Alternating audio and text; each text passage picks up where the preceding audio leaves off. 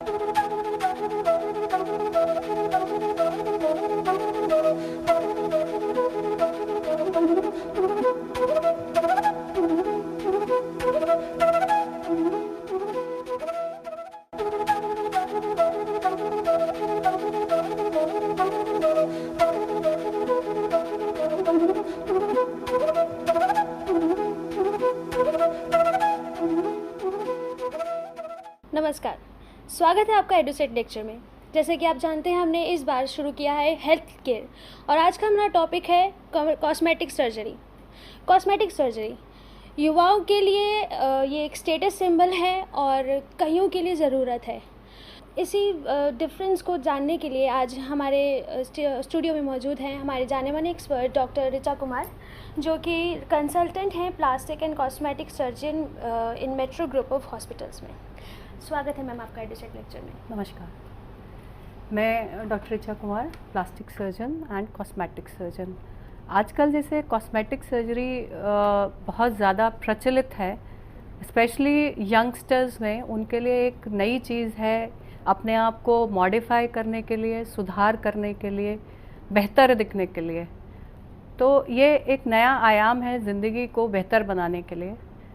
लेकिन कुछ लोगों के लिए ये बहुत ज़रूरी हो सकता है सिर्फ सुंदर दिखना, जैसे कि आजकल के प्रोफेशंस हैं, कोई रिसेप्शनिस्ट है, कोई मॉडल्स हैं, कोई एक्टर्स हैं, कोई हीरोइंस हैं। उन सबको ये बहुत ज़्यादा ज़रूरी होता है कि वो बेहतर दिख सके, सुंदर बन सके।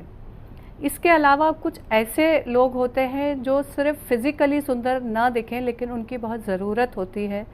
जैसे कि किसी का शादी में रुकावट आ जाती है, इसके कारण टेढ़ा दिख रही है आंखें, नाक, कुछ और, या कोई बहुत चेहरे पे गंदा निशान है जिसके कारण वो पब्लिक को फेस नहीं कर सकते हैं और उनको कोई डिप्रेशन या कोई एक मेंटल प्रॉब्लम स्टार्ट हो जाती है।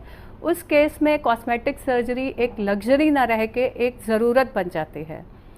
तो जैसा कि ये एक ब्रांच है जिसमें सर से लेके पाँव तक किसी भी पार्ट की सर्जरी कर सकते हैं, जिससे कि वो बेहतर दिखे, सुंदर दिखे और साथ में फंक्शनली भी बहुत इम्प्रूव्ड हो जाए।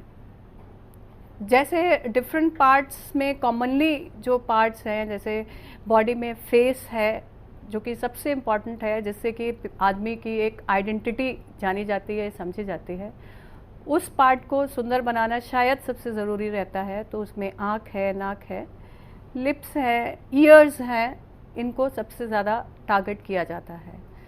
साथ में बॉडी का स्ट्रक्चर है, वो भी इम्प्रूव करने के लिए हम लोग ब्रेस्ट की सर्जरीज है लेडीज़ के लिए, पेट की सर्जरी है। जैसे आजकल प्रचलन है कि जंक फूड, बाहर का खाना लोग ज़्यादा प्रेफर करते हैं, उसके कारण एक ओबेसिटी की बीमारी आजकल नई उभर रही है। उसके इलाज के लिए भी कॉस्मेटिक सर्जरी या प्लास्टिक सर्जरी का उपयोग किया जा सकता है। ओके मैम, जैसे कि आपने बताया कि ओबेसिटी भी सर्जरी के थ्रू ठीक करवाना, लाइक अगर माना जाए कि कितने केजीज के अराउंड हम सर्जरी अपना सकते हैं? देखिए, एक हमारा क्राइटेरिया होता है जिसको हम बॉडी मास इंडेक्स बोलते हैं, जिसमें हाइट और वेट दोनों को कैलकुलेट करने के बाद बॉडी मास इंडेक्स हम कैलकुलेट करते हैं।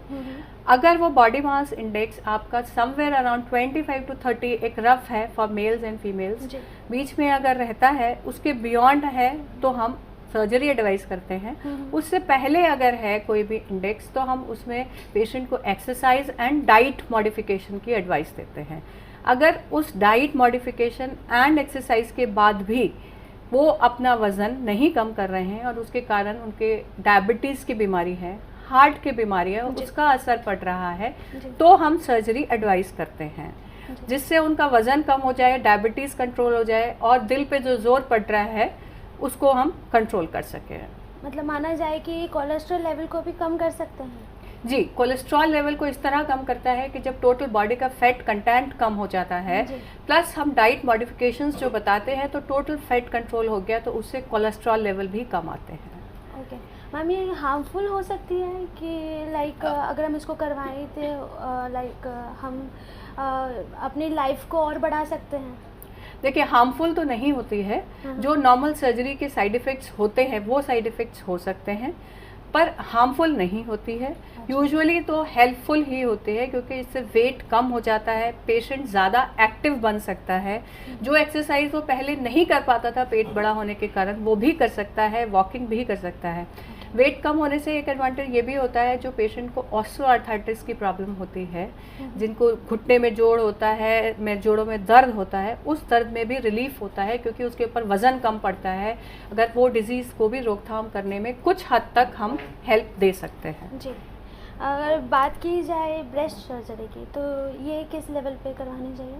देखिए, ब्रेस्ट सर्जरी अमूमन जो कराई जाती है वो कराई जाती है कॉस्मेटिक पर्पसेस के लिए, जिसमें कि हम ब्रेस्ट के साइज़ को कम कर सकते हैं। अगर किसी लेडी का बहुत ज़्यादा ब्रेस्ट हैंग कर रहा है, उसकी वजह से उसको कई बार शोल्डर में पेन होता है, बैक में पेन होता है, या बहुत बड़ा साइज़ है and she can not wear normal clothings, उसको बाहर जाने में तकलीफ होती है। एक तो वो सर्जरी है जिससे उसका साइज़ कम और शेप बेटर बनाई जा सकती है। That is useful to all the ladies जो इस बात से काफ़ी अपने आप को डिप्रेस्ड महसूस करती हैं।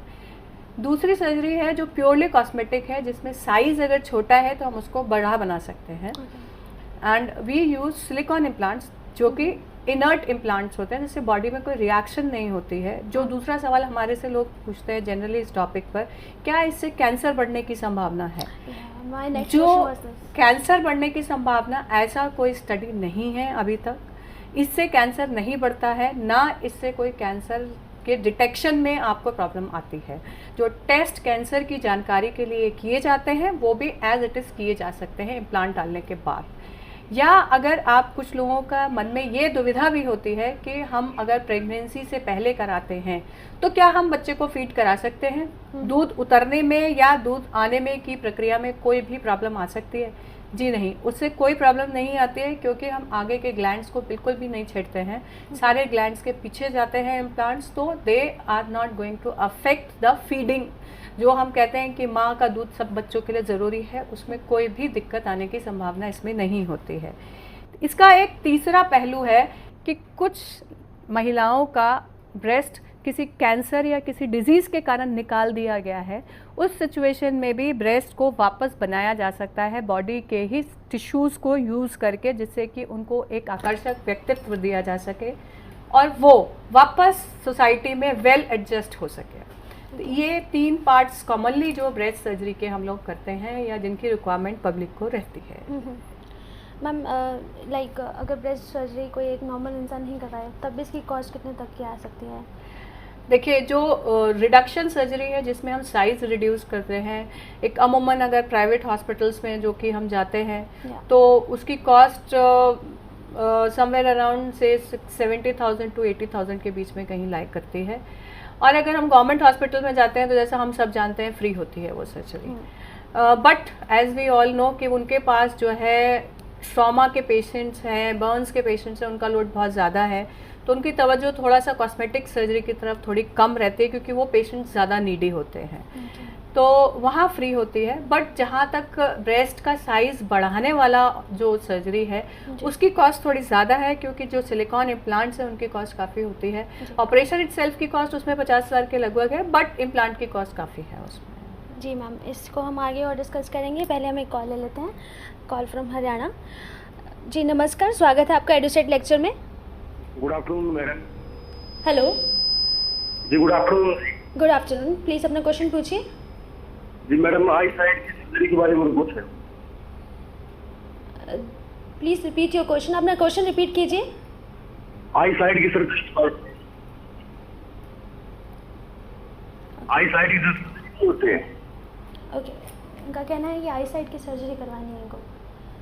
और देखिए, आई साइट जहाँ तक मैं समझ सकती हूँ, अगर आई साइट की कोई कमी है, कोई दिक्कत है, तो उसके लिए आपको आंखों के डॉक्टर, ऑप्थेमोलॉजिस्ट जो होते हैं, उनसे आपको डिस्कशन करना चाहिए कि ये जो आई साइट की कमी है वो किस कारण से है। कॉर्निया की प्रॉब्लम है, रेटिना की प्रॉब्लम है, लेंस की प्रॉब्लम है। तो जो भी प्रॉब्लम है उसका सुलझान ऑपरेशन से होता है, चश्मे से होता है। जो भी चीज़ है उसको आपको जो है ऑप्थेमोलॉजिस्ट या आंखों के जो सर्जन हैं उनसे बात करनी चाहिए। वो आपको सजेस्ट कर सकते हैं कि इसमें क्या इलाज किया जाएगा। जी मैम, कॉस्मेटिक सर्जरी की बात चल रही है, तो आजकल जो जनरेशन जाती है सबसे ज़्यादा बोटॉक्स इंजेक्शंस यूज़ करने में, तो क्या वो मतलब यूथ के लिए सही है या कोई हार्मफुल इफ़ेक्ट्स होंगे? देखिए, बोटॉक्स इंजेक्शन जो आजकल कॉमनली मैगजीन्स एंड न्यूज़पेपर सब जगह काफ़ी निकलता है कि बोटॉक्स इंजेक्शन लगाते हैं, तो उससे मेन पर्पस जो कॉस्मेटिक सर्जरी में बोटॉक्स इंजेक्शन का है वो तो यही है कि जो रिंकल्स या एज के साथ जो लाइंस दिखाई देती हैं या स्किन जो सैग कर जाती है उसको टाइटन करने के लिए, रिंकल्स को कम करने के लिए, फेस को लिफ्ट देने के लिए, उसके लिए हम लोग बोटॉक्स इंजेक्शन का यूज़ करते हैं। अच्छा, ये इंजेक्शंस अगर अधिक मात्रा में लगाए जाते हैं तो इसके साइड इफ़ेक्ट्स होने की संभावना हो सकती है। नॉर्मली ये इंजेक्शन का असर 6 से 8 महीने तक ही रहता है। उसके बाद इन इंजेक्शंस को हमें दोबारा लगाने की आवश्यकता पड़ती है। अगर हमें रिजल्ट्स वापस चाहिए तो ये इंजेक्शंस दोबारा रिपीट करनी पड़ती हैं। इंजेक्शंस एक OPD procedure, out day procedure type होता है जिसमें पेशेंट्स आते हैं, हम इंजेक्शंस लगाते हैं और वो उसी टाइम घर वापस जा सकते हैं। साथ में ये इंजेक्शंस अगर गलत जगह पे लग जाते हैं तो भी इसकी एक अलग टाइप की साइड इफ़ेक्ट्स आ सकती हैं। जैसे कि अगर आईज़ में लग जाती हैं तो आईज़ की लिड जो होती है वो नीचे की तरफ झुक जाती है, उससे देखने में हो सकता है कई बार कोई दिक्कत हो। या अगर ये माउथ में ऊपर नीचे या कम ज़्यादा लग जाता है तो माउथ या लिप्स टेढ़े होने की संभावना रहती है। बट ये धीरे धीरे टाइम के साथ जैसे जैसे इस दवा का असर ख़त्म होता है तो ये रिवर्सिबल होते हैं और धीरे धीरे अपने आप भी ख़त्म हो जाते हैं। ये तो रिवर्सिबल साइड इफ़ेक्ट्स हैं बोटॉक्स के, लेकिन इसके साथ साथ कुछ इरिवर्सिबल साइड इफ़ेक्ट्स भी होते हैं।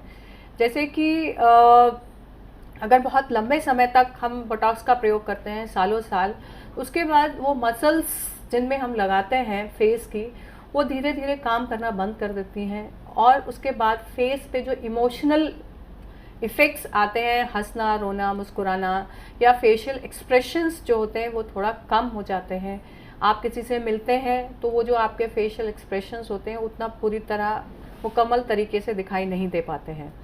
तो जहाँ तक मैं इस चीज़ को रिकमेंड करती हूँ, सिर्फ़ और सिर्फ उन पर्पसेस के लिए रिकमेंड करती हूँ जिनको, जो टीवी पर्सनालिटीज़ हैं या जिनको ऐसा कुछ पब्लिक डीलिंग है, पब्लिक फेसिंग है और जिनके काफ़ी रिंकल्स हैं और जो उसके बिना नहीं रह सकते हैं, बोटॉक्स इंजेक्शंस यूजुअली मैं उन्हीं के लिए एडवाइस करती हूँ।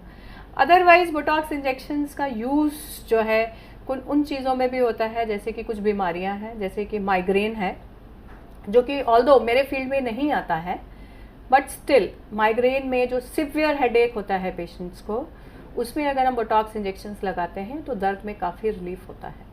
साथ में अगर किसी को पसीने की बहुत ज़्यादा बीमारी है, बहुत बदबू आती है बगल से या जांघों से या कहीं से, तो उसमें हम बोटॉक्स इंजेक्शन लगाते हैं, जिससे कि जो बोटॉक्स के कारण उसका जो पसीना बनने की प्रक्रिया है वो काफ़ी कम हो जाती है और जो बदबू की प्रॉब्लम होती है या हमेशा गीले कपड़े होने की प्रॉब्लम रहती है वो काफ़ी हद तक ठीक हो जाती है और अगर रिपीटेड साइकिल्स लेते हैं तो ऑलमोस्ट ख़त्म हो जाती है। ये बोटॉक्स के यूज़फुल यूजेस हैं अपार्ट फ्रॉम कॉस्मेटिक।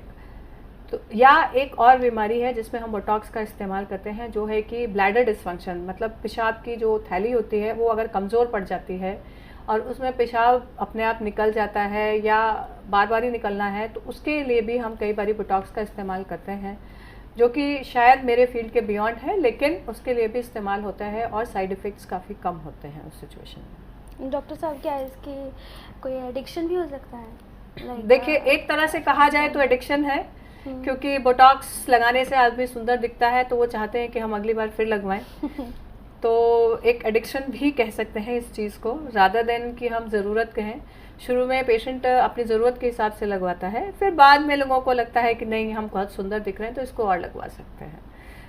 तो it can be harmful. Long standing cases, yes, it can be harmful if we are putting it for years together. 15 साल 20 साल अगर लगा रहे हैं तो एक मास्क लाइक फेस जिसको हम बोलते हैं, जिसको जैसे आप मुखौटे जैसा चेहरा, उस टाइप का एक साइड इफ़ेक्ट है। अगर किसी को इससे ऑब्जेक्शन नहीं है तो शायद और कोई साइड इफ़ेक्ट ऐसा नहीं है जिससे कि हम कह सकें कि इससे बहुत हार्म हो सकता है।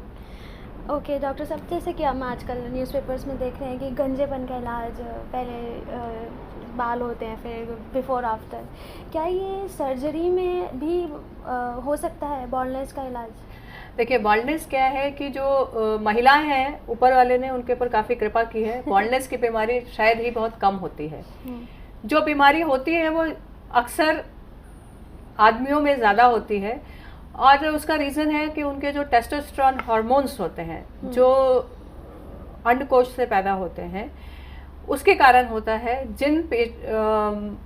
मेल पेशेंट्स में यूजुअली ये ज़्यादा इसलिए है क्योंकि वो हार्मोन लेवल ज़्यादा होता है, और उसके कारण से धीरे धीरे बाल गिरते रहते हैं। कुछ लोगों में एक जेनेटिक मेकअप होता है, मतलब उनके पेरेंट्स के भी बाल उम्र से पहले गिर गए होते हैं, और उसके बाद उनके बच्चों के साथ भी यही संभावना होती है क्योंकि ये हार्मोन लेवल उनमें ज़्यादा होता है, तो इसलिए ये बाल्डनेस की समस्या आती है।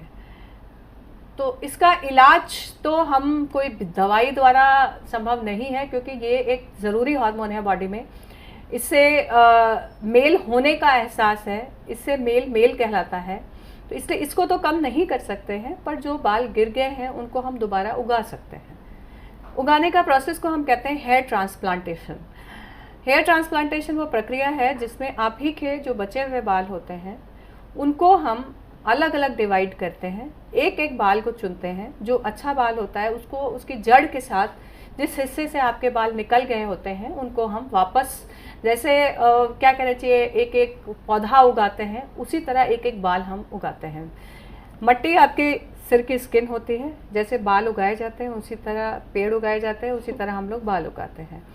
इन बालों की खासियत ये होती है कि जैसे सब लोग नॉर्मली बाल कट कराने जाते हैं उसी तरह ये बाल उगते हैं, बढ़ते हैं, लंबाई में भी, मोटाई में भी, और धीरे धीरे आपको हेयर कट कराने की ज़रूरत पड़ती है। तो इस तरह से होता क्या है कि जो बाल आपके रिस्ट्रिक्टेड किसी स्पेसिफिक एरिया में रह गए हैं, जैसे कि यूजुअली जो होता है कि आपके सिर के पिछले हिस्से में वो बाल रह जाते हैं, तो वो बालों को हम डिवाइड करके अच्छे से आसपास सब एरिया जो आपका पूरा गंजा हो चुका है उसमें भी लगाते हैं। ये सिचुएशन तो हुई जिसमें आपके कुछ बाल बाकी हैं। एक सिचुएशन आती है जिसमें कुछ भी बाल बाकी नहीं रहते हैं। उस सिचुएशन में आर्टिफिशियल हेयर स्ट्रेंड्स मार्केट में मिलते हैं जो कि नॉन एलर्जिक होते हैं, उनको उसी प्रोसेस द्वारा वापस आपके उसमें उगाया जाता है, ट्रांसप्लांट किया जाता है आपके हेयर्स में। वो ट्रांसप्लांटेशन का प्रोसेस सेम रहता है, बट जो स्ट्रेंड्स होते हैं वो ग्रो नहीं करते हैं क्योंकि वो आर्टिफिशियल हैं, और लुक लेकिन आपके नॉर्मल हेयर जैसा होता है। मैम इसमें कितना तक का खर्चा आ जाता होगा? देखिए, जो ओरिजिनल आपके हेयर्स लेके हम लोग बाल उगाते हैं उसमें पर सिटिंग लगभग 70-80 हज़ार रुपये का खर्चा होता है पर सिटिंग। एक सिटिंग डिपेंड्स कि 1000-2000 बाल के बीच में जो कोई हम लगा सकते हैं, बिकॉज टाइम कंज्यूमिंग प्रोसेस है। आप भी समझ रहे हो, मैं एक एक बाल को निकालूंगी, एक एक बाल को वापस लगाऊंगी, तो सर्जरी में लगभग से लगभग 6-7 घंटे लगते हैं। उसके बाद ना तो पेशेंट इतना कंफर्टेबल होता है, ना हम इतने कंफर्टेबल होते हैं कि हम और लगा सके। काम वही होता है, अच्छा काम होना चाहिए, तो हम उसको सिटिंग्स में डिवाइड कर देते हैं। जो आर्टिफिशियल हेयर ग्रो करने की बात है वो थोड़ा कॉस्टली है क्योंकि वो हेयर्स जो है मार्केट में ही पहले बनते हैं। आपके जो ओरिजिनल हेयर्स हैं उससे मैच किया जाता है, कलर, टेक्सचर, स्किन टाइप के अकॉर्डिंग उसको मॉडिफाई करते हैं, इसलिए वो थोड़ा कॉस्टलियर है क्योंकि उसमें हेयर्स बाहर से होते हैं। तो ये तो हेयर ट्रांसप्लांट एक ज़रूरत हो सकती है, अगर कोई सी 20 साल के लड़के के बाल नहीं हैं तो उसके लिए बहुत ज़रूरी है। मैम लाइक ये बॉन्डनेस में लाइक ये it comes with expiry date और वैलिडिटी? देखिए, एक्सपायरी डेट हम इसको नहीं बोलते हैं क्योंकि ये बाल जो हम लगाते हैं पेशेंट के ओरिजिनल बालों के साथ वो उसी टाइम पे गिरते हैं जिस टाइम पे बाकी के बाल गिरते हैं। बिकॉज कोई भी चीज़ इस दुनिया में ऐसी नहीं है, ना आदमी, हम खुद, तो इसलिए हम ये भी नहीं कह सकते कि बाल कभी नहीं गिरेंगे। बट वो तभी फॉल करते हैं जब बाकी के आगे पीछे के सब हेयर्स आपके गिर रहे होते हैं। तब तक शायद आदमी 50 की एज क्रॉस कर चुका होता है, तो शायद उसको इतना फ़र्क नहीं पड़ता है कि बाल हैं या नहीं है। जो एक किसी स्पेसिफिक जगह से बाल जा रहे थे और आपकी पर्सनालिटी को अफेक्ट कर रहे थे, उसका सोल्यूशन हेयर ट्रांसप्लांट होता है। ओके। विग लगाने में कोई हार्मफुल इफेक्ट्स? देखिए, विग लगाने में 2-3 कॉमनली हार्मफुल इफेक्ट ये होते हैं। एक तो वो आपके जो पर्सनालिटी है उसके साथ पूरा मैच नहीं करते हैं क्योंकि उसका टेक्सचर, उसका कलर, उसका डिज़ाइन ओरिजिनल नहीं दिखाई देता। 1 तो कॉस्मेटिकली वो इतना गुड लुकिंग नहीं होता है जितना आपके हेयर ट्रांसप्लांट होते हैं, because they are your original hairs. अगर दूसरा प्रॉब्लम ये है कि उसको आप स्विमिंग के लिए जा रहे हैं या कहीं और जा रहे हैं, लॉन्ग स्टैंडिंग टाइम के लिए आप विग नहीं लगा सकते हैं, उसको आपको निकाल के स्किन को ब्रीथ आउट करने के लिए टाइम चाहिए। बिकॉज कॉन्स्टेंटली अगर हम कोई आर्टिफिशियल चीज़ अगर स्किन पे पहन रहे हैं तो उसके नीचे पसीना है, गंदगी है, वो सब चीज़ें जमा होती हैं, तो स्किन की काफ़ी सारी प्रॉब्लम्स विग के नीचे हो जाती हैं। तो इसलिए उस चीज़ को अवॉइड करने के लिए हेयर ट्रांसप्लांट एक बेटर सोल्यूशन है कंपेयर टू विग। विग एक तो ना तो लुकिंग अच्छा है, प्लस साइड इफ़ेक्ट्स होते हैं स्किन के डिजीज़ के लिए। डर्मेटाइटिस है, हेयर जो आसपास के हेयर है उस पर प्रेशर है, आसपास के स्किन है उस पर प्रेशर है, डर्मेटाइटिस होती है। साथ में क्या होता है उसमें सिबोरिया, मतलब जिसको हम कहते हैं हेयर फॉल आसपास के एरिया का भी होता है। सूखा या रूसी की बीमारी भी हो जाती है बाकी के हेयर्स में उसको पहनने के कारण, क्योंकि सांस नहीं आती है। तो इस कारण से वो एक ऑप्शन हो सकता है, but not a very good option.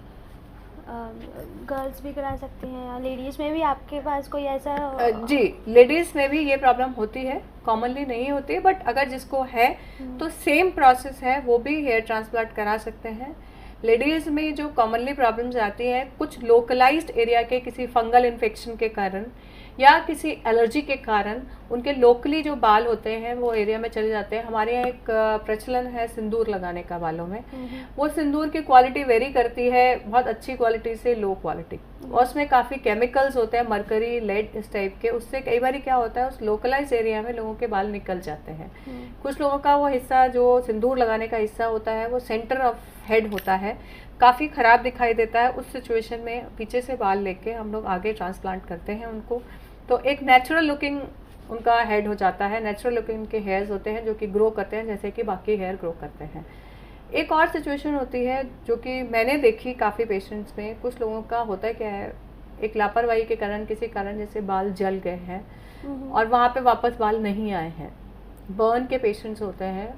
और कुछ लड़कियां होती हैं, यंग होती हैं, उनके बाल आगे से ही जल गए, तो एक पर्सनालिटी डिसऑर्डर या डिफेक्ट डिसऑर्डर, शादी की दिक्कत, इस टाइप की प्रॉब्लम्स आती हैं। उस सिचुएशन में ये एक कॉस्मेटिक प्रोसीजर ना होकर एक बेसिक नीड बन जाता है।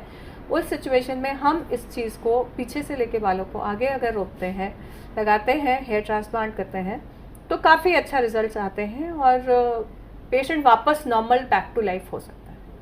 ओके, लेडीज़ की बात चल रही है तो जैसे कि एक्ने, पिंपल एंड बहुत सारे मार्क्स होते हैं जो चेहरे पर, जो हर एक लेडी, हर एक लड़की हटवाना चाहती है, क्या उसका भी इलाज सर्जरी में है?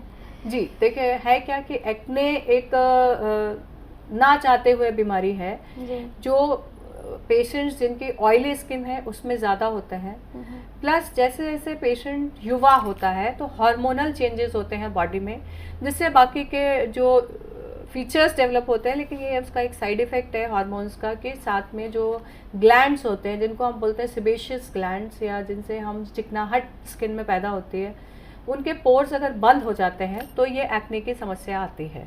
एक्ने की समस्या के कारण होता है क्या है कि धीरे धीरे उनमें अगर कई बार इन्फेक्शन हो जाती है तो वो गंदे निशान चेहरे पे छोड़ जाते हैं। कुछ गड्ढे होते हैं, कुछ उठे हुए निशान होते हैं, कुछ काले निशान होते हैं। तो उन निशानों के लिए हमारे पास ट्रीटमेंट होता है जो कि हम सर्जरी द्वारा भी कर सकते हैं, और एक आजकल लेटेस्ट प्रक्रिया है जिसको हम बोलते हैं लेज़र ट्रीटमेंट। लेज़र ट्रीटमेंट में क्या होता है, हम रेज देते हैं जो कि आपके स्किन के अंदर एब्जॉर्ब होती हैं, कुछ स्पेसिफाइड सेल्स होते हैं उन्हीं के अंदर एब्जॉर्ब होती हैं, और उसके बाद जो है वो स्किन जो होती है, ऊपर की जो गंदे स्किन होती है या जो स्कार्ड स्किन जिसको हम बोलते हैं, जिसमें निशान होता है, वो पील होती है, और धीरे धीरे आपकी जो नॉर्मल स्किन बनने की प्रक्रिया है 20 दिन 22 दिन के बाद वो बनना शुरू हो जाती है। तो जो लेज़र का प्रोसेस है उसमें हम रिपीटेड सिटिंग्स देते हैं, 5 से 6 सिटिंग्स अमूमन लगती हैं।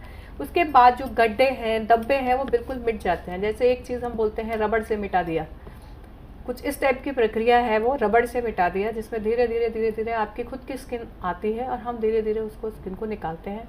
तो गड्ढे वाली स्किन होती है वो धीरे धीरे प्लेन हो जाती है। काली स्किन जो होती है, जो आपका ओरिजिनल टेक्सचर या ओरिजिनल कलर है उसके साथ आती है। और एक और चीज़ होती है जिससे दाग धब्बे कॉमनली स्किन पे होते हैं, वो है सन के कारण। हम जितना उम्र बढ़ती है उतना नॉर्मली लोगों की शिकायत होती है कि जो हम पैदा हुए थे सफ़ेद या वीटिश कॉम्प्लेक्शन या वाइट कॉम्प्लेक्शन, वो नहीं है, क्योंकि कोई भी ऐसा नहीं है जिसको यूवी रेस का एक्सपोजर नहीं है, चाहे वो बच्चा है, चाहे जवान है, चाहे बूढ़ा है, सबको धूप में जाना ही होता है और वो एक ज़रूरी पार्ट भी है। उससे हमें विटामिन डी मिलता है, लेकिन साइड इफ़ेक्ट में हमें स्किन का कालापन, धब्बे, स्किन की झुर्रियाँ, ये सब मिलती हैं। तो उस स्थिति में भी अगर हम उन दाग धब्बों को हटाना चाहें तो लेज़र के ट्रीटमेंट से वो भी हटाए जा सकते हैं। तो ये सिचुएशन हुई जब हम एक कॉस्मेटिक पर्पस से करा रहे हैं, उस पर्पस का भी होता है। प्लस दूसरा क्या है कि कुछ लोगों के निशान ऐसे होते हैं कि वो पब्लिक फेस नहीं कर सकते हैं, इसके कारण कि बहुत ज़्यादा ख़राब निशान है और उनको डिप्रेशन हो जाता है, मैं इतना अच्छा नहीं दिखता, मैं पब्लिक डीलिंग नहीं कर सकता। उस सिचुएशन में तो शायद ये एक पेशेंट की नीड बन जाता है, जिसमें हम ये लेज़र ट्रीटमेंट प्रोवाइड करते हैं। ओके, जैसे मैम चेहरे पे वाइट स्पॉट्स होते हैं कईयों के, वो भी कॉस्मेटिक सर्जरी में दूर हो सकते हैं? जी, वो हम उसमें क्या करते हैं, जो भी वाइट होते हैं, कुछ लोग जनरल पब्लिक में उसको बोलते हैं ल्यूकोडर्मा पैच या विटिलिगो, हमारी टर्मिनोलॉजी में हम उसको बोलते हैं। विटिलिगो पैच का ट्रीटमेंट होता है। कुछ विटिलिगो जो होते हैं वो फंगल इन्फेक्शन के कारण होते हैं, तो अगर उनको हम दवा देते हैं तो उसका परमानेंट इलाज होता है। कुछ होते हैं जो सन की एलर्जी के कारण स्किन वाइट हो जाती है, उस सिचुएशन में भी कुछ दवाइयाँ हैं, उसका इलाज किया जा सकता है और वो परमानेंट इलाज होता है। जिस जगह पे अगर एक बारी वाइट पैच हमने इलाज किया, यूजुअली उस जगह पे वो वापस नहीं आता है। दूसरा इलाज होता है कि अगर दवाइयों से उसका इलाज नहीं हो पा रहा है तो हम उस लोकल एरिया के स्किन को हटा देते हैं और आपके ही स्किन के दूसरे पार्ट से लेके पंच ग्राफ्ट बोलते हैं हम उसको, पंच ग्राफ्टिंग करते हैं, जिसमें छोटा छोटा स्किन लगाते हैं ताकि वो सरफेस से मैच करे, आपके स्किन टेक्सचर और कलर को मैच करे। धीरे धीरे आप देखते हैं उस over a period of 1 year 2 year आप पता नहीं चला सकते कि हमने कहाँ से ग्राफ्ट लिया और कहाँ लगाया। कलर टेक्सचर आपका सब सेम होता है उसमें, तो वो सफ़ेद पैच का एक वो परमानेंट इलाज होता है। वो उस स्पेसिफिक जगह पे जहाँ हमने लगाई है स्किन, वो वापस नहीं आता है। कोई हार्मफुल इफेक्ट्स तो नहीं है इसके? नहीं, उसका कोई हार्मफुल इफेक्ट नहीं होता। कुछ लोगों का ये सवाल होता है कि इसके बाद हम क्या किचन में काम कर सकते हैं, धूप में निकल सकते हैं? बिल्कुल निकल सकते हैं। जो हम स्किन लगाते हैं वो प्लास्टिक नहीं है, वो पिघलती नहीं है ना, वो कोई गोंद से चिपकाई हुई होती है। आपकी बॉडी उसको एक्सेप्ट करती है, जैसे किडनी एक्सेप्ट करते हैं ट्रांसप्लांट, वैसे ही आपके हेयर ट्रांसप्लांट होता है, वैसे ही एक स्किन ट्रांसप्लांट का प्रोसेस है। वो बॉडी एक्सेप्ट कर लेती है, उसके बाद ना तो वो गिरता है, ना निकलता है, ना ख़राब होता है। जैसे आम लाइफ होती है, उसी तरह जो नॉर्मल हम स्किन की केयर करते हैं कुछ सालों बाद, वो बिल्कुल वैसे ही स्किन की केयर रिक्वायर्ड होती है। कोई स्पेशल अटेंशन या स्पेशल केयर की उसमें आवश्यकता नहीं पड़ती है। ओके, ये तो रही मैम ज़रूरत की बात, लेकिन जैसे लेडीज़ की बात चल रही है तो अनवांटेड हेयर्स हटाना और बिल्कुल बहुत ही अच्छा सवाल है। आजकल ये क्वेश्चन बहुत ज़्यादा लड़कियों में स्पेशली प्रचलित है कि कुछ हेयर्स ऐसे होते हैं जो कि अनवांटेड जगह पे होते हैं। सपोज फेस पे हैं, चिन पर हैं, लिप्स पर हैं, ब्यूटी पार्लर जाते हैं वो हटा देते हैं, हर 15 दिन पे आपके बाल वापस आ जाते हैं। और जितना आप पार्लर जाते हैं वो या तो मोटे हो जाते हैं या तो काले हो जाते हैं। उसका हम लेज़र ट्रीटमेंट करते हैं। जिस लेज़र ट्रीटमेंट से होता क्या है कि जो रूट्स होती हैं, जैसे मैंने आपको पहले भी बताया, वो स्किन में अलग सेल्स होते हैं और हेयर में अलग सेल्स होते हैं। वो हेयर जो सेल्स होते हैं वो आपके इस लेज़र को एब्जॉर्ब करते हैं। धीरे धीरे उनकी जो रूट्स हैं वो वीक होती जाती है, तो जो हेयर्स आपके निकलते हैं वो पतले निकलते हैं, लाइटर कलर निकलते हैं। और नंबर ऑफ सिटिंग्स जैसे जैसे हम बढ़ाते जाते हैं लेज़र ट्रीटमेंट की, 6, 7, 8, उसके बाद एक स्टेज वो आती है जिसके पास वो रूट्स के अंदर वो ताकत नहीं बचती कि वो उगें, तो फाइनली वो सारे हेयर्स बिल्कुल ख़त्म हो चुके होते हैं। तो कुछ लोग इसको एक लग्जरी के तौर पे कराते हैं, कुछ लोग की ज़रूरत होती है क्योंकि फेस पे हेयर्स बहुत ज़्यादा हैं, तो उनको बिल्कुल टोटली ख़त्म किया जा सके। अच्छा, इसमें एक चीज़ इम्पॉर्टेंट ये है कि हेयर्स कुछ लोगों के नॉर्मली जेनेटिकली ज़्यादा होते हैं, कुछ लोगों को बीमारी के कारण ज़्यादा होते हैं। तो इस चीज़ में मैं एक ये ऐड करना चाहूँगी कि पहले अगर कोई बीमारी का शुबा है तो उसको भी पहले जांच लिया जाए, उसका इलाज भी साथ में किया जाए और तब हेयर्स को रिमूव परमानेंटली किया जाए। कुछ हार्मोनल बीमारियां होती हैं लेडीज़ में, जैसे पॉलीसिस्टिक ओवेरियन डिजीज़ेस, जो कि गायनेकोलॉजिस्ट ट्रीट करते हैं। उसमें हार्मोनल बैलेंस को वापस बनाया जाता है, जिससे कि जो मीनोपॉज जो मेंस्ट्रुअल प्रॉब्लम्स होती हैं उससे रिलेटेड भी ये हेयर की प्रॉब्लम होती है। तो कंप्लीट ट्रीटमेंट तभी हो पाता है इस चीज़ का जब हम उसको भी इलाज करें और साथ में हेयर रिमूवल भी करें, क्योंकि एक बार जो बाल उग गए हैं आपके एक्स्ट्रा, वो जो है हार्मोन ट्रीटमेंट के बाद ख़त्म नहीं होते हैं, बट फर्दर उनकी ग्रोथ रुक जाती है। और साथ में जो लेज़र ट्रीटमेंट हम दे रहे हैं उसका परमानेंट रिमूवल हो जाता है। और लेज़र ट्रीटमेंट से कोई हार्मफुल इफेक्ट्स तो नहीं होते लाइक स्किन में और बॉडी में? नहीं जी, उसका कोई साइड इफ़ेक्ट ऐसा नहीं होता है, मशीन के द्वारा दिया जाता है। ओपीडी प्रोसीजर है, आप आइए 15 मिनट्स जैसे पार्लर में लोग जाते हैं, we give those laser rays और उसके बाद वो एब्जॉर्ब होते हैं। एक ही प्रिकॉशन होता है कि सन में थोड़ा सा निकलने से पहले सनस्क्रीन का प्रयोग करें, ताकि जो सन के हार्मफुल इफेक्ट्स जिससे हमारी स्किन काली होती है, झुर्रियाँ पड़ती हैं, वो हम उसको ऐड और ना करें, क्योंकि अभी जो हम स्किन लेज़र के बाद है वो काफ़ी नई है, बच्चे की स्किन टाइप स्किन हो जाती है, सॉफ्ट हो जाती है। तो उस पर वो इफ़ेक्ट जो होता है सन का वो ज़्यादा होता है। उसको अवॉइड करने के लिए हम सनस्क्रीन्स प्रिस्क्राइब करते हैं, वो सनस्क्रीन्स आपको रेगुलरली लगाने होते हैं। अदरवाइज लेज़र रेज इटसेल्फ का कोई साइड इफ़ेक्ट नहीं होता है, ये सिर्फ स्किन के पर्पज़ से ही बने होते हैं, वो अंदर नहीं जाते हैं। ओके, क्या बॉडी पॉलिशिंग का भी इसमें कोई इलाज है? देखिए, बॉडी पॉलिशिंग जहाँ तक सवाल है, बॉडी पॉलिशिंग एक ऐसी चीज़ है जो कि मॉडिफाइड टर्म है for treatment of wrinkles and for sagging skin. Polishing मतलब चमका के उसको नया बनाना। चमका के नया बनाने का मतलब होता है कि हम जो रिंकल्स हैं, लाइंस हैं, जो डार्कनिंग है स्किन की, उसको हम कम कर रहे हैं या उसको हम ढक रहे हैं। सेम ट्रीटमेंट है जो मैंने आपको बताया, स्किन को पील ऑफ हो जाता है लेज़र से, तो जो नई स्किन आती है वो पॉलिश्ड स्किन होती है और उसको हम प्रिवेंट करते हैं सन रेज से, धूप से, छाते से, इस सब चीज़ों से। तो उसके कारण फर्दर जो डैमेज होना होता है वो नहीं होता है, और जो नई स्किन आती है वो ग्लोइंग होती है, पॉलिश्ड होती है। क्या ये भी टू सम एक्सटेंट कहीं ना कहीं ये एक्सपायर्ड या वापस? यस, बिकॉज एजिंग एक ऐसा प्रोसेस है जो चलता रहता है। उसको कोई नहीं रोक सकता। भगवान ने बनाया है कि आज जो पैदा हुआ है वो कल बुढ़ा होगा ही होगा। उसमें ना मैं रोक सकती हूँ ना कोई और रोक सकता है, बट हम उसकी अपीयरेंस को, उसके इफेक्ट्स को, उसके जो अपीयरेंस है उसको कम कर सकते हैं, उसको कुछ हद तक रोक सकते हैं, पर उसको ख़त्म नहीं किया जा सकता है। इसलिए जो है रिपीटेड प्रोसीजर्स रिक्वायर्ड होते हैं उसके लिए, और कुछ नहीं ज़रूरत होती। Okay ma'am, will discuss it later. There is a call from Bangalore. जी, welcome to Edusat lecture. Hello. Hello, good afternoon. Good afternoon, please ask your question. Madam doctor, मैं मेरे बच्चे को जो है ना लेजर का ट्रीटमेंट करा था, हेयर का। किस चीज़ का ट्रीटमेंट किया था?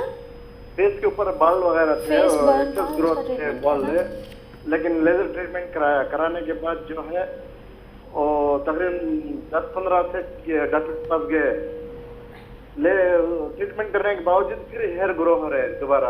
उनको बोलते हैं ऐसे कम कुछ नहीं कर सकता है, वो भी काया क्लिनिक में कराए। देखिए, इसमें डिपेंड करता है कि किस टाइप का लेज़र कराया गया है। मार्केट में 3-4 टाइप के लेज़र अवेलेबल हैं।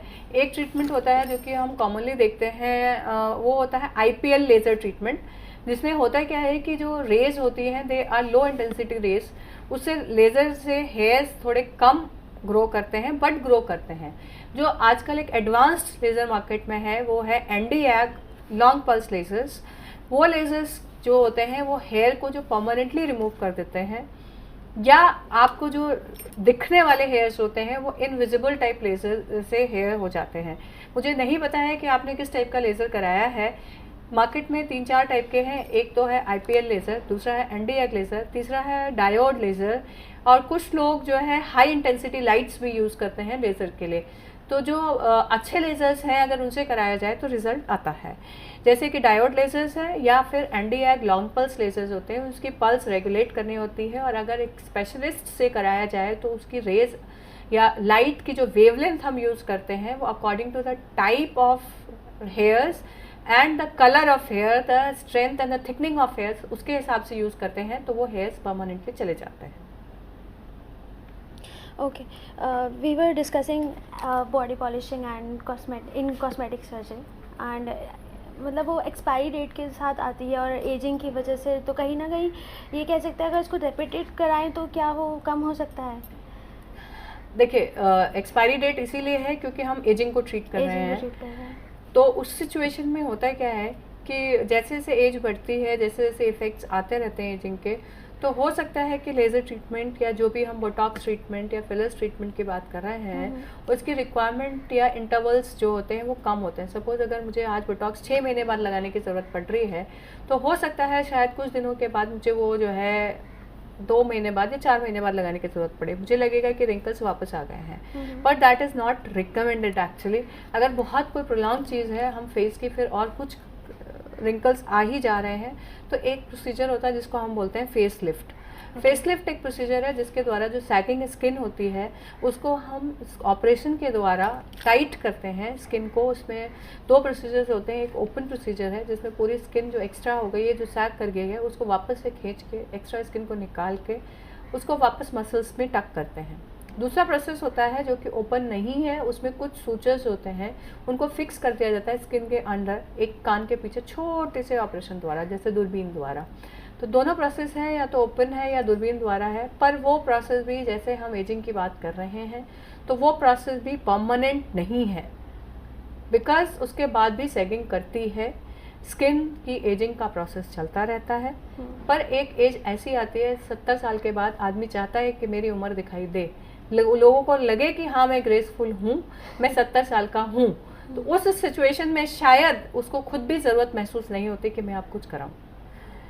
तो जो प्रोसेस 50 साल या 45 साल या 35 साल में रिक्वायरमेंट होती है, वो शायद 70 साल की एज में रिक्वायरमेंट नहीं होती है। और हमारे जो प्रोसेसेस हैं वो 35 से लेकर 70 साल की एज तक कवर कर रहे हैं, तो शायद जो रिक्वायरमेंट थी वो फुलफ़िल हो जाती है। इसलिए हम कभी ये नहीं कह सकते हैं कि इस प्रोसेस की ये वैलिडिटी है या ये एक्सपायरी डेट है, क्योंकि हम किसी बीमारी का इलाज नहीं कर रहे हैं, हम एक एजिंग प्रोसेस को कंट्रोल करने की कोशिश कर रहे हैं इस प्रोसेस के द्वारा। तो इसलिए इसमें number of repeated treatments and expiry date की संभावना हमेशा रहती है। ओके, एक्नेस, पिंपल्स, हमने ये सब डिस्कस किया, बट क्या मैम आप ये बोलेंगे कि जो कॉस्मेटिक आते हैं बाज़ार में उससे ज़्यादा बेटर हमारा है ये है कि सर्जरी हम करवाएं और उससे ज़्यादा ट्रीटमेंट लंबा हम चला सकते हैं? देखिए, हर केस को मैं नहीं कहूँगी कि वो सर्जरी कराएं, ओके, बिकॉज सर्जरी कराना मुझे नहीं लगता कि हर किसी के लिए ज़रूरत है। उनके मेंटल मेकअप को समझना बहुत ज़रूरी है, क्योंकि हो सकता है कि कोई ये समझने लगे कि आज मैं सर्जरी कराता हूँ तो कल मैं ऐश्वर्या राय जैसे दिखने लगूँ। वो संभव नहीं है। हर किसी की अपनी एक आइडेंटिटी है, अपने एक फीचर्स हैं। हम किसी को किसी की शक्ल नहीं दे सकते हैं। प्लस जो हम सोचते हैं वो प्रैक्टिकली सोचना होता है। अगर कोई ये सोच ले कि आज मैं एक सर्जरी करा के आई हूँ तो जो मेरे दिमाग में वही बन सकता है, नहीं, वो नहीं बन सकता है, क्योंकि हम भगवान नहीं हैं, हम इंसान हैं। हम एक किसी चीज़ को एक किसी हद तक मॉडिफाई कर सकते हैं, उसके बियॉन्ड अगर हम किसी चीज़ को मॉडिफाई करने की कोशिश करते हैं तो कई बार जो करना है उससे नुकसान भी हो सकता है। तो मैं ये नहीं कहूँगी पेशेंट्स को जब वो कॉस्मेटिक सर्जरी के बारे में सोचें या कॉस्मेटिक सर्जरी कराने जाएं तो एक प्रैक्टिकल अप्रोच लेके डॉक्टर के पास जाएं। आप उनको अपनी समस्या समझाएं और ये समझाएं कि आप उस चीज़ के बारे में क्या सोचते हैं और क्या चाहते हैं। डॉक्टर को भी ये समझना बहुत ज़रूरी है कि हम प्रैक्टिकली पेशेंट को क्या दे सकते हैं। झूठी सांत्वना, जैसे कि अभी हमारे एक कॉलर ने बोला कि हमारे हेयर्स नहीं ख़त्म हुए और उन्होंने उसके बाद ये कहा हम कुछ नहीं कर सकते हैं। ये सिचुएशन या ये नौबत ना आए उसके लिए ये इम्पॉर्टेंट होता है कि हम डॉक्टर से एक विस्तृत डिस्कशन करें कि इस पूरे प्रोसेस की क्या प्रक्रिया है, कितने % ऑफ रिकवरी होती है, क्या रिज़ल्ट हम दे सकते हैं, या हम कितना % इस चीज़ को करेक्ट कर सकते हैं। क्योंकि हर कोई आदमी चाहता है 100% परफेक्ट। शायद 100% परफेक्ट जैसे कि एग्जांपल्स है मॉडल्स की, वो भी नहीं हो पाए। They have gone to best doctors in the world. मैं हिंदुस्तान की बात नहीं कर रही हूँ, in the world, but still some of them have mishaps, जो कि हमने टीवी पे या मूवीज़ में या थिएटर्स में देखे। And some mishaps can happen with them, then it can happen with anybody. और इंसानों से गलतियाँ होती हैं और हर इंसान की बॉडी एक ही ऑपरेशन को अलग अलग तरह से रिस्पॉन्ड भी करती है। कुछ पेशेंट्स में लेज़र के साथ कोई रेडनिंग, कोई साइड इफ़ेक्ट्स नहीं होता, लेकिन हो सकता है किसी पेशेंट को उससे एलर्जी डेवलप हो जाए तो रेडनेस हो सकती है। उसके लिए घबराने की, बेचैन होने की ज़रूरत नहीं होती है, उसका ट्रीटमेंट भी अवेलेबल होता है। इसलिए हम ये कहते हैं यूजुअली तो साइड इफ़ेक्ट्स नहीं है, से 99% केसेस में लेज़र्स का साइड इफ़ेक्ट नहीं है। बट अगर 1% पेशेंट को होता है तो इसके लिए हम 100% पेशेंट्स का इलाज करना बंद नहीं कर सकते हैं। तो जहाँ ज़रूरत है, और एक प्रैक्टिकल अप्रोच की लाइफ में बहुत ज़रूरत है, मैंने जैसे बोला व्यक्तित्व को सुधारने की ज़रूरत पड़ती है, लेकिन उसमें एक प्रैक्टिकलिटी भी बहुत ज़रूरी है। आज अगर मैं कुछ बनना चाहती हूँ तो व्यक्तित्व ही सब कुछ नहीं है, आपका मेंटल मेकअप भी बहुत ज़रूरी है आपको आगे बढ़ने में। आजकल हम एक प्रोग्राम देखते हैं कौन बनेगा करोड़पति, उसमें एक बहुत बड़ा ऐड आता है, ज्ञान ही आपका हक है, ज्ञान ही आपको आपका हक दिलाता है। आई थिंक शायद वो एक प्रैक्टिकल अप्रोच है लाइफ को जीने के लिए। कॉस्मेटिक सर्जरी एक पार्ट है जीने का, अपने आप को आगे बढ़ाने का, अपने आप को सुंदर दिखाने का, इम्प्रूव करने का, बट उसके लिए एक गुड हेल्दी मेंटल मेकअप, एक गुड हेल्दी अप्रोच भी बहुत ज़रूरी है। Of course ma'am, obviously moles और तिल चेहरे पे जो होते हैं तो उसके भी कुछ इलाज हो सकते हैं, जैसे कि कभी कभी तिल बहुत सुंदर होते हैं, खैर शोभा बढ़ाते हैं लड़कियों की, लेकिन कुछ मोटे तिल और मोल्स। जी देखिए, तो मोल की जहाँ तक हम सवाल करते हैं तो मोल दो तरह के होते हैं। एक मोल होते हैं जो आपके साथ बर्थ से आते हैं, एक होते हैं जो आपके धीरे धीरे डेवलप होते हैं। दोनों का इलाज है। अगर वो सरफेस से रेज्ड है तो हम जो है उनको सर्जरी द्वारा निकालते हैं। दूसरा होता है कि जो बॉडी के स्किन के सरफेस से मैच किए हुए होते हैं, वो सरफेस से रेज्ड नहीं होते हैं, उनके लिए हम यूजुअली लेज़र ट्रीटमेंट ही प्रेफर करते हैं। ये तिल छोटे भी हो सकते हैं और कई बार बहुत बड़े भी होते हैं और देखने में काफ़ी ख़राब दिखते हैं। जैसे बर्थ मार्क्स होते हैं, काले हैं, फेस पे है, चीक पे है और पूरा फेस का one side of the cheek cover कर रहा है, तो उस सिचुएशन में हम लेज़र ट्रीटमेंट करते हैं। नंबर ऑफ सिटिंग्स लगती हैं उसमें, बट धीरे धीरे वो फेड आउट होते जाते हैं, कलर ऐसा हो जाता है जो कि आपके स्किन के कलर से मैच करता है। बट जैसा कि मैंने आपको बोला कि कुछ पेशेंट्स इससे सेटिस्फाइड नहीं होते हैं, अगर उनको लेज़र के ट्रीटमेंट से लगता है तो हम क्या करते हैं, वो पूरे स्किन को, वहाँ के लोकल एरिया को we remove that mole and put place it with another skin जो कि आपके ही बॉडी के अंदरूनी हिस्सों से ली जाती है, जो कि कवर्ड रहते हैं, जो कि दिखता नहीं है। या फिर लोकल स्किन को ही मोबिलाइज करके, रोटेट करके, घुमा के वहाँ एडजस्ट करते हैं, जिससे कि सिर्फ और सिर्फ ऑपरेशन का कुछ निशान दिखाई दे, जिसको लेटर ऑन हम ट्रीटमेंट ऑफ लेज़र से हल्का बना सकते हैं। तो कुछ सिचुएशन में तो वाकई में ये बहुत ज़रूरी हो जाता है कि उनका हम करें। जैसे कि आँख के अपर लिड पे कई बार होता है, जो कि मैं रेयर सिचुएशन है, एक बर्थ मार्क होता है जिसको हम लोग नीवस बोलते हैं, उसमें कई बार बाल भी उगते हैं नीवस में, तो उनको हमें बहुत ज़रूरी होता है। वो बाल कई बार आंखों के अंदर भी आते हैं, आपको इरिटेशन कॉज करते हैं, रेडनेस कॉज करते हैं, देखने में दिक्कत हो सकती है। उस सिचुएशन में लेज़र ट्रीटमेंट एक मस्ट हो जाता है कि हम उसको हेयर रिमूव भी करें, आपका जो स्किन ब्लैक हो रहा है उसको भी ठीक करें, ताकि एक ज़रूरत की चीज़ के हिसाब से हम उसका इलाज करते हैं। All birth mark, all moles can be excise, removed और laser treatment can be done.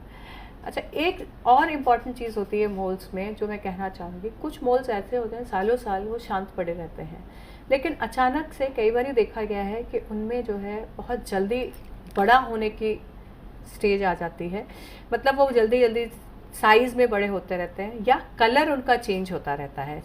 Suppose अगर वो पहले हल्के रंग के थे तो डार्क हो जाते हैं, या डार्क रंग के थे तो हल्के हो जाते हैं। कई बार उनसे ब्लीडिंग भी स्टार्ट हो जाती है। उस सिचुएशन में हमें उस मोल की प्रॉपर जांच करानी चाहिए। कई बार इन मोल्स में कैंसर भी बनने की संभावना होती है। उस सिचुएशन में एक मस्ट है कि इसका ट्रीटमेंट कराया जाए।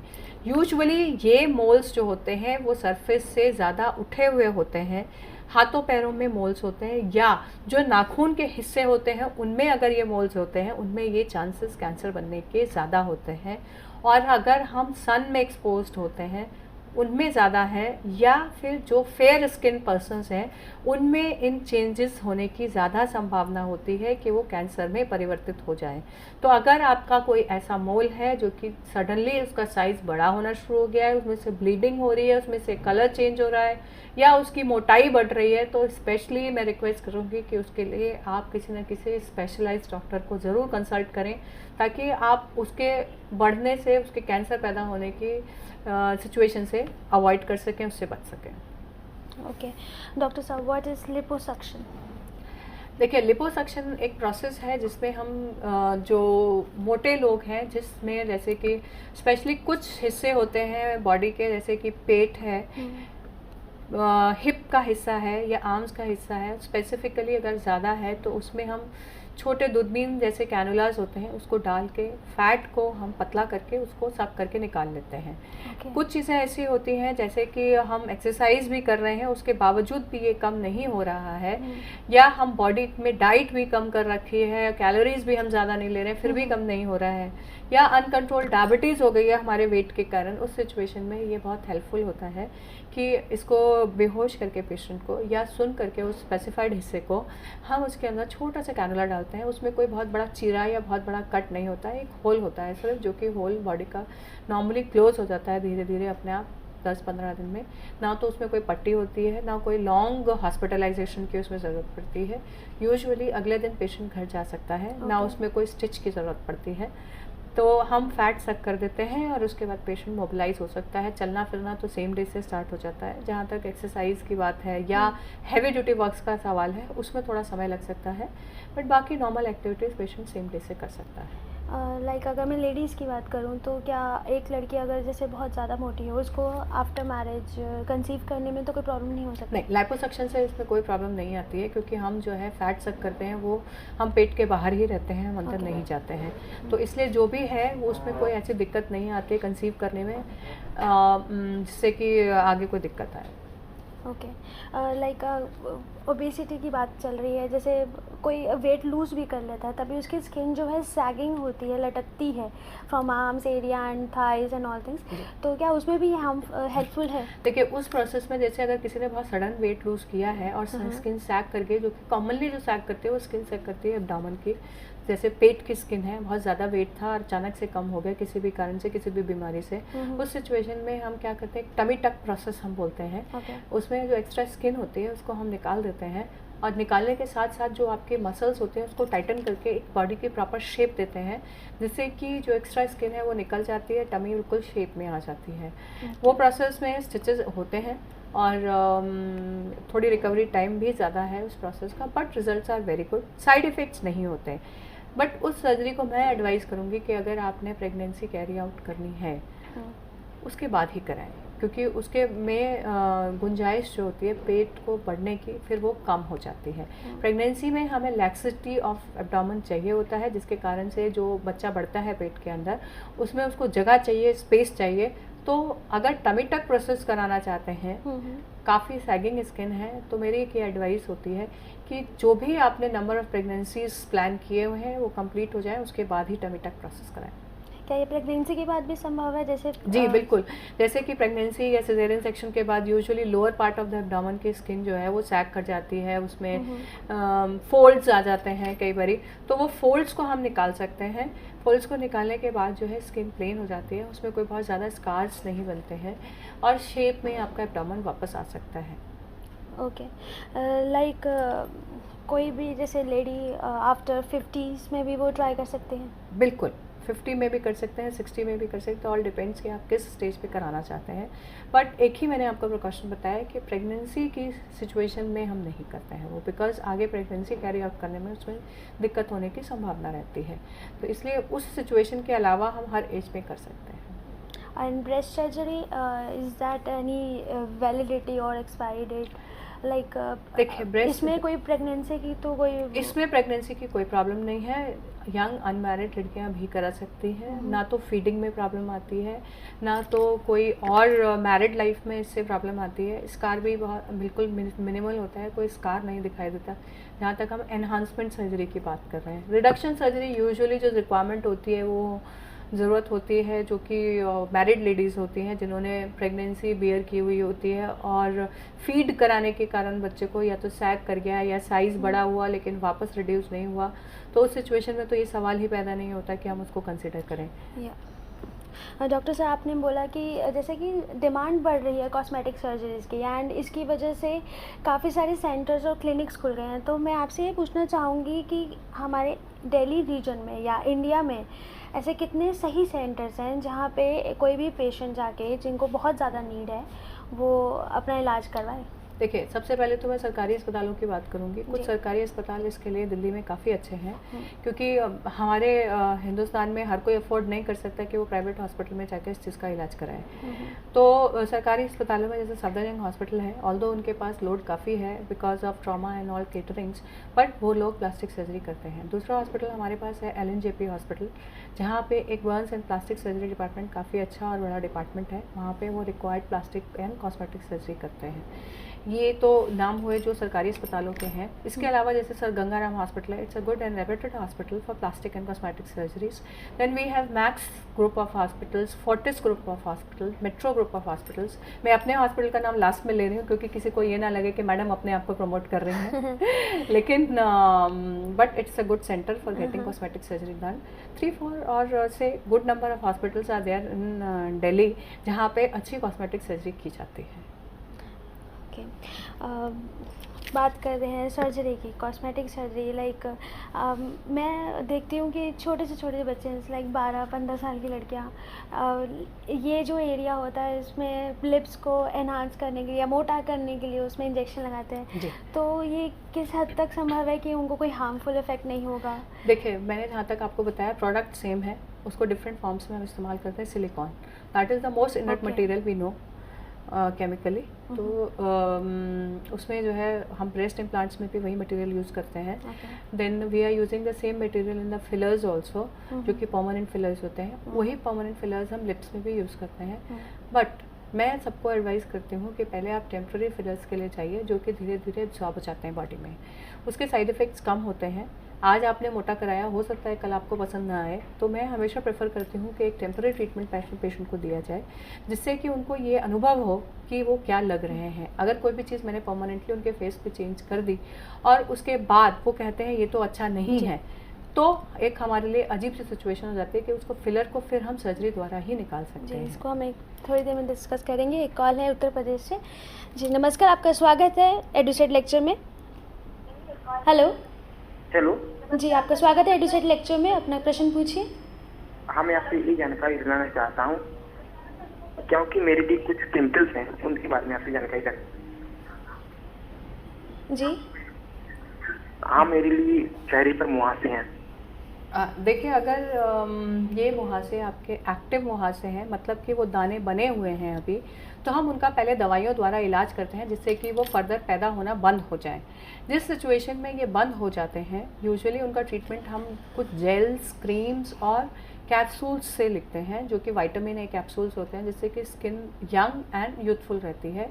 साथ में वो पीलिंग का भी काम करते हैं, जिससे कि नई स्किन पैदा होती है। तो ये एक ट्रीटमेंट फॉलो करना होता है, प्रोटोकॉल होता है कि कुछ 6 मंथ्स तक अगर आपके फर्दर कोई भी एक्ने नहीं निकल रहे हैं, वी थिंक कि आगे वो क्योर हो गए हैं। कुछ स्किन केयर प्रोडक्ट्स भी हम बताते हैं जिससे कि आप स्किन करें। कुछ स्किन केयर रिजीम भी बताते हैं कि इस तरह आपको स्किन साफ़ रखनी है अपने आप की, और हार्मफुल केमिकल्स का प्रयोग नहीं करना है, क्योंकि आजकल मार्केट में एक्ने के नाम पे बहुत सारे प्रोडक्ट्स आते हैं जिसमें हार्मफुल केमिकल्स भी होते हैं। वो स्किन को जला देते हैं या वो एक्ने तो आपके ख़त्म कर देते हैं, लेकिन उसके बाद मार्क्स छोड़ जाते हैं। तो अगर वो एक्टिव एक्नेस हैं तो उनका इलाज कीजिए, उनके ऊपर दवाई, क्रीम्स, जेल लगाइए। और अगर कोई निशान छूट जाता है तो फिर जैसा मैंने आपको पहले बताया, उसके लिए लेज़र ट्रीटमेंट है, कॉस्मेटिक सर्जिकल ट्रीटमेंट अवेलेबल है, और वो जितने भी निशान या जितने भी पैचेस आपके चेहरे पे छूटे हैं उनका इलाज किया जा सकता है। और वो इलाज जो एक बारी हो जाता है वो परमानेंट होता है, बिकॉज वी थिंक एक पर्टिकुलर एज ग्रुप होता है 18 to 25 ईयर्स का, उसके बाद यूजुअली एक्नेस नहीं आते हैं। तो उसके बाद 25 ईयर्स के बाद जो भी हम ट्रीटमेंट करते हैं, या से यंग एज में भी जो ट्रीटमेंट करते हैं और फर्दर हम केयर करते हैं और एक्ने वापस नहीं निकलते हैं, तो वो एक ट्रीटमेंट परमानेंट हो जाता है। जो भी स्कार्स हैं उनका एक परमानेंट इलाज आपको मिल जाता है। मुहासों की वजह से जैसे चेहरे पे दाग हो जाते हैं और धब्बे छूट जाते हैं, क्या उसका भी इलाज है? जी, वही हम बात कर रहे थे अभी कि जो भी इलाज है उसमें जो है लेज़र का प्रोटोकॉल होता है, उसमें कुछ रबिंग ट्रीटमेंट्स भी होते हैं, या स्किन पॉलिशिंग जो आपने मुझसे कहा था। एक प्रोसेस होता है माइक्रोडर्माब्रेशन, जिसमें स्मॉल ग्रैन्यूल्स यूज़ करते हैं आपकी स्किन पील करने के लिए, और जो अंदर से स्किन आती है वो फ्रेशर लुकिंग आती है, जिसमें कोई स्कार नहीं होता, और जो स्किन होती है उसका कलर एंड टेक्सचर आपके स्किन से मैचिंग होता है, उसमें कोई गड्ढे नहीं होते हैं। तो एक वो परमानेंट टाइप की ट्रीटमेंट होती है जिससे कि आप स्किन को सुंदर बना सकते हैं। डबल चिन जैसे निकल आता है, जी जी, that is called as face lift. नहीं, दोनों चीज़ें बिल्कुल अलग हैं। डबल अच्छा। चिन जो होता है उसमें क्या होता है कि जो हम आपको बता रहे थे कि फैट जगह जगह पे डिपॉजिट हो जाता है अलग अलग। तो डबल चिन क्या है, जिनके चिन के नीचे एक्स्ट्रा फैट डिपॉजिट हो जाता है, बाकी की बॉडी में और कहीं एक्स्ट्रा फैट नहीं है, तो हम उसको डबल चिन कहते हैं। डबल चिन की प्रोसेस को भी सेम प्रोसेस है, लाइपोसक्शन के द्वारा हम उसको सक कर लेते हैं। प्रोसेस होता है कान के पीछे से हम सक करते हैं उसको, तो आगे से आपको कुछ दिखाई नहीं देता कि हमने कहाँ से सक किया है। And the skin gets back to the normal. आपके जो जॉ लाइन होती है उस पर जाके स्टिक कर जाती है, क्योंकि बीच में कोई स्पेस नहीं है, जो फैट था वो हम लोग निकाल चुके हैं। तो ये एक लाइपोसक्शन की प्रक्रिया है जो कि हम पेट के लिए, आर्म्स के लिए, लेग्स के लिए, बटक्स के लिए, डबल चिन के लिए इस्तेमाल कर सकते हैं। फेस लिफ्ट एक अलग प्रक्रिया है जिसमें फैट नहीं होता है, स्किन इटसेल्फ सैग की होती है। जो स्किन का फोल्ड होता है वो हैंग कर रहता है, जैसे एज होती है, आपने देखा होगा गाल के बगल में, चेहरे के साइड से वो स्किन सैग कर रही होती है। तो उसको रिमूव करने के प्रोसेस को हम फेस लिफ्ट का प्रोसेस बोलते हैं। इसमें कितना टाइम लगता है, कितनी सेटिंग लेनी पड़ती है? देखिए, liposuction is a 1 stage procedure. एक ही बार में फैट सक हो जाता है, स्किन वहाँ जाके स्टिक हो जाती है। यूजुअली 1 स्टेज का प्रोसेस है। फेस लिफ्ट भी 1 ही स्टेज का प्रोसेस है। रिपीटेड प्रोसीजर्स इसमें रिक्वायर्ड नहीं होते हैं। जितने भी सर्जिकल प्रोसीजर्स हैं, लाइपोसक्शन है या ब्रेस्ट ऑगमेंटेशन है, once it's there it's a permanent process. Implant अपने आप कभी घुलता नहीं है, ब्रेस्ट इम्प्लांट। रिडक्शन सर्जरीज जो होती हैं, अगर एक बार कम हो गया है वो कम ही रहता है जी। और जहाँ तक सवाल है सैगिंग सर्जरीज का, यस, जो भी हम सैगिंग के लिए कर रहे हैं मे बी रिपीटेड सर्जरीज की रिक्वायरमेंट है, क्योंकि एजिंग के साथ सैगिंग का प्रोसेस चलता रहता है। ओके मैम, एक कॉल लेते हैं, हरियाणा से है। नमस्कार, आपका स्वागत है एडुसेट लेक्चर में। हेलो। हेलो। हाँ जी, आपका स्वागत है एडुसेट लेक्चर में, अपना प्रश्न पूछिए। हाँ, ये मैम प्लास्टिक सर्जरी से क्या मोटापा भी कम किया जा सकता है? सॉरी, दोबारा अपना क्वेश्चन रिपीट कीजिए। हेलो। हाँ जी, क्या अपना क्वेश्चन एक बार दोबारा रिपीट कीजिए। प्लास्टिक सर्जरी मोटापा कम किया? हाँ, मोटापा। जहाँ तक आपका सवाल था कि मोटापा कम किया जा सकता है, जी मोटापा कम किया जा सकता है। जो मैडम और हम अंकिता जी अभी डिस्कस कर रहे थे कि लाइपोसक्शन का प्रोसेस है, या अगर बहुत एक्सेसिव मोटापा है, जो कि जैसे लोग बोलते हैं कोई 150 किलो का है, कोई 200 किलो का है, उस प्रोसेस में एक हम सर्जरी बोलते हैं बैरियाट्रिक सर्जरी, जिसमें जो स्टमक है उसकी सर्जरी की जाती है, जिससे आदमी की खाने की इच्छा ही कम हो जाती है। उसके बाद हम लोग लाइपोसक्शन या जो मैडम ने अभी बात कही थी टमी टक का प्रोसेस करते हैं, क्योंकि जब कम खाते हैं तो स्किन सैग करती है, वेट लूज होता है, और उसके साथ साथ जो स्किन सैग करती है उसको हम जो है टमी टक के प्रोसेस के द्वारा या लाइपोप्लास्टी के द्वारा उसको हम कंट्रोल करके शेप करते हैं। लाइपोसक्शन का प्रोसेस भी वेट रिडक्शन में काफ़ी हेल्पफुल होता है। तो ये जो प्रोसेस है उससे वेट कंट्रोल होता है, लाइफ बेटर बन सकती है और शेपिंग भी बेहतर होती है। अंत में आप क्या कहना चाहेंगे हमारे दर्शकों को कि कॉस्मेटिक सर्जरी? देखिए, कॉस्मेटिक सर्जरी कराएं, ज़रूर कराएं। प्लस इम्पॉर्टेंट ये है कि उसकी प्रैक्टिकलिटी, उसकी ज़रूरत को समझ के कराएं। और जिन पेशेंट्स के लिए ये लाइफ या डेंजर का सवाल है, जिन पेशेंट्स के लिए ये बहुत इंपॉर्टेंट है, उनके लिए मैं कहूँगी बिल्कुल कराएं, ज़रूर कराएं। उसके साइड इफ़ेक्ट्स जितना लोग समझते हैं उतने साइड इफ़ेक्ट्स नहीं होते हैं। ये आम सर्जरी की तरह ही सर्जरी होती है, बट क्योंकि ये चेहरे पे की जाती है इसलिए दिखाई देती है, इसलिए लोग उससे थोड़े डरे रहते हैं, भयभीत रहते हैं। इससे डरने की ज़रूरत नहीं है, इसको समझिए और अपनी ज़रूरत के हिसाब से इसको कराइए। जी, तो इसी के साथ आज का लेक्चर हम यही समाप्त करते हैं। अंत में मैं आपसे सिर्फ यही कहना चाहूँगी, excess of everything is bad. अगर आपकी ज़रूरत है तो ज़रूर आप प्लास्टिक सर्जरी कराइए या कॉस्मेटिक सर्जरी कराइए, लेकिन अगर आपकी ज़रूरत नहीं है लेकिन स्टेटस सिंबल बनाने के लिए करना चाहते हैं तो आप ज़रा रुक जाइए और सोचिए, फिर इस कदम को उठाइए। इसी के साथ मैं आज के लेक्चर को समाप्त करती हूँ और आपकी ओर से डॉक्टर ऋचा कुमार को भी थैंक यू कहती हूँ कि वो हमारे स्टूडियो में आए और अपना कीमती वक्त हमारे साथ निकाला। धन्यवाद मैम।